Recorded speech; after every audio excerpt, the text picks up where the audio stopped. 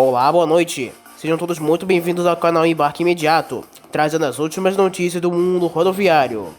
A paralisação surpresa de motoristas e cobradores de ônibus na cidade de São Paulo prejudicou em torno de 700 mil passageiros no início da manhã desta última segunda-feira, dia 29 de maio.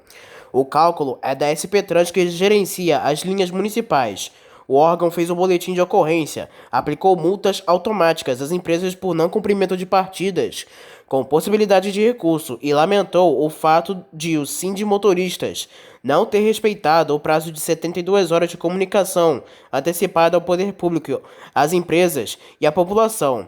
No artigo 13, a Lei número 7.783 de 1989, que dispõe sobre o exercício do direito de greve e define as atividades essenciais, diz que as 72 horas devem ser respeitadas antes da paralisação, ou seja, não só greve, mas qualquer tipo de interrupção de serviço essencial, como as assembleias de madrugada nas garagens, prática antiga dos sindimotoristas, mesmo com nova presidência. Em seu artigo 14, a mesma lei diz que constitui abuso do direito de greve a inobservância das normas contidas na presente lei, entre as quais o não respeito às 72 horas. O Sindimotoristas tentou se justificar e disse que o resultado, comunicado após a Assembleia, começou na sexta-feira, dia 26, às 4 da tarde. Desde então, não se completaram 72 horas. A entidade publicou uma nota em seu site, mas a abrangência foi pequena. Muitos motoristas e cobradores disseram que não sabiam da paralisação e foram avisados somente hoje quando chegaram às garagens. O Sindimotoristas está em campanha salarial. A normalização ocorreu somente por volta de 9 da manhã, mas a paralisação foi entre 3 horas e pouco e depois de 5 horas. As garagens, que ficam bem longe dos pontos iniciais, foram prejudicados os passageiros de empresas que usam os ônibus maiores. O Sindimotoristas nunca conseguiu mobilizar os trabalhadores das ex-cooperativas. As viações que foram paralisadas foram Grajaú, Mob Brasil, Transpaz, Viação Campo Belo, KBPX, Metrópole 3, Santa Brígida, Gato Preto e Sambaíba. Por causa da paralisação de ônibus no início da madrugada, que pegou passageiros de surpresa na madrugada desta última segunda-feira, a Prefeitura de São Paulo, por meio da Secretaria Municipal de Mobilidade e Trânsito e da Campanha de Engenharia de Tráfego, informou que o rodízio municipal de veículos está suspenso tanto na manhã como à tarde. Veículos com placas finais 1 e 2 podem circular normalmente. Os corredores e faixas exclusivas não estão liberados para a circulação de veículos. O rodízio para caminhões permanece, bem como a zona de máxima restrição à circulação de caminhões e zona de máxima restrição aos fretados. Os ônibus já voltaram, mas a normalização é lenta. O Sindimotoristas, em campanha salarial, foi responsável pelo atraso de mais de 2 horas para a liberação dos ônibus na cidade. A aviação útil repassou para a aviação Real Expresso. Um de seus modernos ônibus buscava Vistabus DD, na Mercedes-Benz. Trata-se do ônibus com prefixo 13108. O coletivo, que antes operava em trechos como a linha Rio-Belo Horizonte, mudou de rota. Recentemente, o ônibus passou a atender a linha São Paulo-Brasília. Equipado com serviço leito no primeiro piso e semileito no segundo piso, o ônibus é considerado confortável. Ambas as empresas fazem parte do Grupo Guanabara, que vem unificando a frota com a nova identidade visual. A Buscar, fabricante de ônibus para fretamento, turismo e rodoviário, informou nesta segunda-feira que vai apresentar os 2 novos modelos que lançou na semana passada, o Vistabus 345 e o Vistabus 365, no 11º Encontro Estadual das Empresas de Transporte Turístico e Fretamento de Santa Catarina, promovido pela Associação das Empresas de Transporte Turístico e Fretamento de Santa Catarina. O evento ocorre nos dias 2 e 3 de junho, no Favorita Golden Hotel, em São José, e engloba exposição de ônibus, palestras e debates. O encontro é considerado a maior feira do segmento no estado. Além da exposição de modelos para a linha rodoviária, a Buscar também terá um estande próximo ao palco. O Vistabus 345 e o Vistabus 365 foram lançados na segunda, dia 24 de maio, e fazem parte da nova família NB1 Buscar. A tradicional exposição de ônibus antigos e modernos, a BBF, a Bus Brasil Fest, vai ser realizada no dia 26 de agosto de 2023. O local é o ginásio poliesportivo José Correia, na Avenida Guilherme Perereca Guglielmo Mil, no centro de Barueri. O horário é das 10 da manhã às 7 da noite e o ingresso é 1 quilo de alimento não perecível. Trata-se da 18ª edição do evento, que neste ano deve ter um encontro em Campinas, no interior paulista, com previsão inicial para novembro. É o segundo encontro consecutivo em Barueri, onde no ano passado o evento foi realizado em novembro. De acordo com o Google Maps, o ponto de ônibus mais próximo recebe as linhas T-131 e T-134 da empresa Benfica, a BBTT. A tarifa dos ônibus municipais de Barueri é de R$ 5,00 e a bilhetagem eletrônica é bem fácil. A integração com o trem metropolitano pelo cartão sai a R$ 7,85. A estação Barueri de trens da linha 8 Diamante, operada pela Via Mobilidade, fica a cerca de 15 minutos a pé, de acordo com o roteirizador do Google Maps. A linha 8 Diamante tem na capital paulista conexão na estação Palmeiras-Barra Funda com a linha 3 vermelha do metrô, Corinthians, Itaquera, Palmeiras-Barra Funda, e o serviço 710 de Rio Grande da Serra, Santo André Luz, Francisco Morato, Jundiaí, da CPTM. A tarifa do sistema de trens e metrô é de R$ 4,40 e é possível mudar de linhas sem ter que pagar de novo, desde que o passageiro não saia da estação. A passagem da rede de trilhos pode ser paga com dinheiro nas bilheterias, cartão Top Metropolitano pelo aplicativo do Top, gerando QR Code ou bilhete único. O acesso ao metrô e à CPTM ainda pode ser pago com os respectivos bilhetes Edmondson papel cartolina com tarja magnética da respectiva empresa, bilhete do metrô na estação de metrô e bilhete da CPTM na estação da CPTM, para quem ainda tiver estes meios de pagamento mais antigos. A BBF tem 22 anos e será em Barueri, a 18ª edição. Somente neste ano é a segunda edição. A primeira apresentação ocorreu em 2001, ainda de forma modesta, na antiga garagem da empresa Redenção Turismo, que ficava no bairro da Vila Guilherme, na zona norte da capital paulista. Foram apenas 9 ônibus e 60 participantes.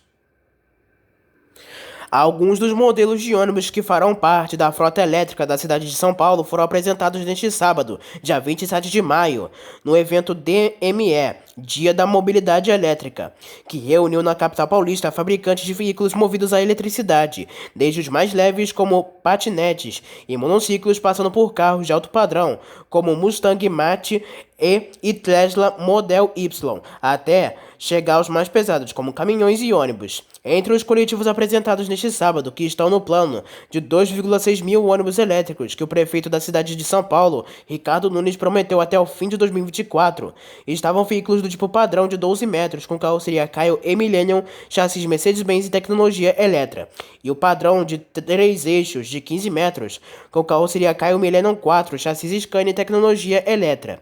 Desde 17 de outubro do ano passado, por meio de uma circular administrativa, a SP Trans, que gerencia o sistema de ônibus da capital paulista, proíbe que as empresas concessionárias do transporte público comprem modelos a diesel, com exceção de micro-ônibus.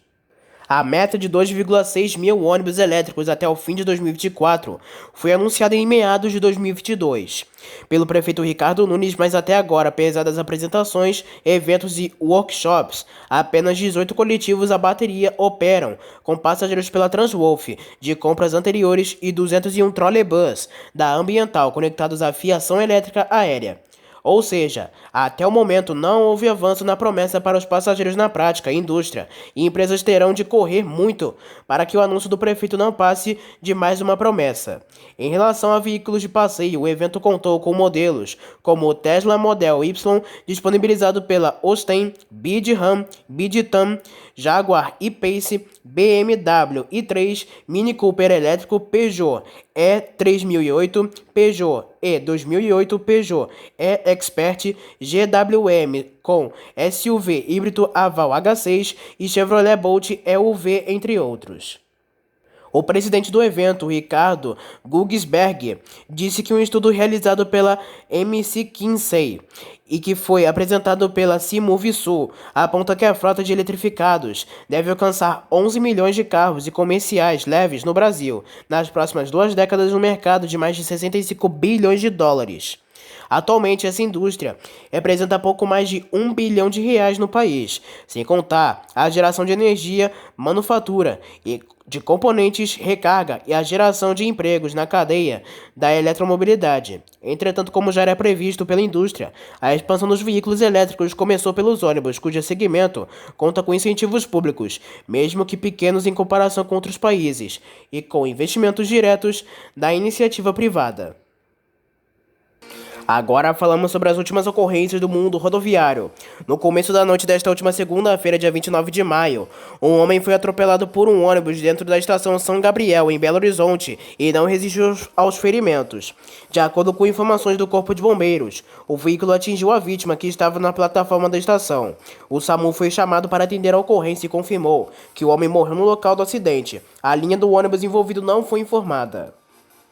Morreu no início da noite deste último sábado o passageiro Pietro Machado Meirelles, de 16 anos, que estava no ônibus da Expresso Princesa dos Campos, que bateu em um caminhão na PR-340, em Tibagi.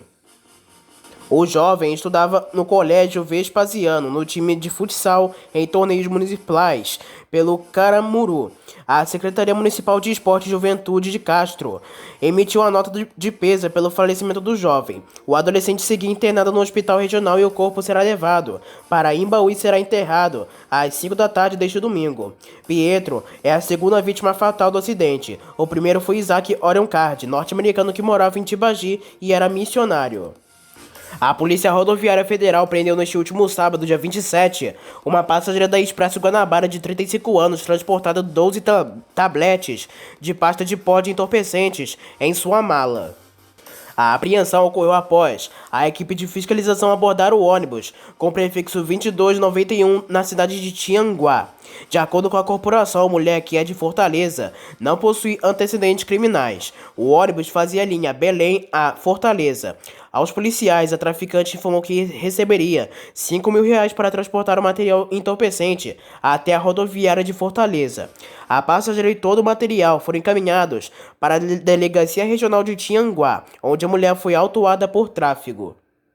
A Polícia Militar de Minas Gerais prendeu neste sábado 4 homens após atearem fogo em 3 ônibus no bairro Novo Progresso. A ação criminosa ocorreu na cidade de Contagem, na região metropolitana de Belo Horizonte. Um dos bandidos segue internado sob escolta policial, depois que ficou gravemente ferido após atear fogo em um dos ônibus. O tenente-coronel Júnior Espinosa, que é comandante do 18º Batalhão de Polícia Militar, informou que em coletiva que o incêndio não foi repentino. Não foi uma represália. Em redes sociais e em grupos de mensagens por aplicativos, moradores da região afirmaram que a PM teria matado um adolescente na região em uma operação. Espinosa alegou o envolvimento na corporação na morte do jovem, que teria sofrido uma overdose. Um ônibus rodoviário da empresa Nossa Senhora da Penha tombou na noite deste último domingo, na altura do quilômetro 8 da BR-116, no município de Quatro Barras, na região metropolitana de Curitiba. A Polícia Rodoviária Federal atendeu a ocorrência e confirma que há 2 óbitos. 2 pessoas que estavam no automóvel morreram na hora. Os corpos foram encaminhados à Polícia Científica para identificação. O ônibus envolvido no acidente, de prefixo 59015.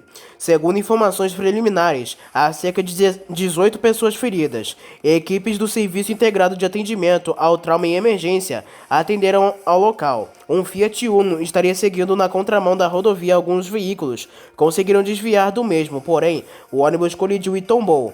O Corpo de Bombeiros do Paraná e a Polícia Rodoviária Federal seguem no local. Um grave acidente envolvendo uma moto e um micro-ônibus da Turim Transporte e Serviços deixou 2 pessoas mortas na manhã desta segunda-feira. O acidente ocorreu por volta de 6h20 da manhã, na altura do quilômetro 620 da BR-324, no sentido Feira de Santana, no município de Salvador. As vítimas são pai e filha que estavam na motocicleta. O carona da moto acabaram parando debaixo do ônibus. A Polícia Rodoviária Federal acabou acionada e precisou interditar uma das 3 faixas da rodovia na altura da Brasil Gás. As causas do acidente ainda não foram informadas pela corporação. Uma colisão envolvendo um carro e um ônibus que transportava trabalhadores rurais deixou 2 mortos na manhã desta segunda-feira na rodovia Wilson Finardi, SP-191, em Araras. O Corpo de Bombeiros de São Paulo informa que os veículos colidiram frontalmente e que, além dos mortos, houve 4 feridos. A informação também acabara confirmada pela concessionária Artérias Intervias, que administra o trecho. O acidente ocorreu por volta da altura do quilômetro 40, próximo ao limite municipal com a cidade de Conchal, também no interior do estado de São Paulo. As vítimas seguiam no carro e a identidade de ambos não foi divulgada. Os feridos acabaram atendidos por equipes do SAMU e levados para a Santa Casa de Araras. A Polícia Militar Rodoviária de São Paulo também atendeu a ocorrência. Não há registro de congestionamento na região. O incêndio atingiu uma garagem da RM Viação, localizada na rua Manuel Ferreira Brito 28 Cavaco, em Arapiraca, destruindo ao menos 9 ônibus urbanos. Um incidente ocorreu na manhã deste último domingo e chegou à atenção de moradores devido à intensa fumaça. O Corpo de Bombeiros de Alagoas conseguiu conter as chamas. A causa do incêndio está sendo investigada. Uma colisão lateral envolvendo uma carreta bitrem e um ônibus rodoviário com 46 passageiros chamou a atenção na manhã deste domingo, na BR-267, em Alvorada do Sul. A carreta seguia viagem com destino ao porto do Paranaguá, no interior do Paraná, quando colidiu lateralmente contra o ônibus. O motorista da carreta informou que foi fechado por um caminhão-tanque, o que obrigou a invadir a pista contrária. Para evitar uma colisão frontal, o condutor da carreta conseguiu bater de frente, porém parte da carreta acertou a lateral do coletivo. O ônibus saiu de São Paulo com destino à cidade de Corumbá. Não houve feridos. Um acidente envolvendo um carro e um ônibus da Real Tour deixou um ferido na tarde deste último domingo no bairro Varadouro, na região central da capital paraibana.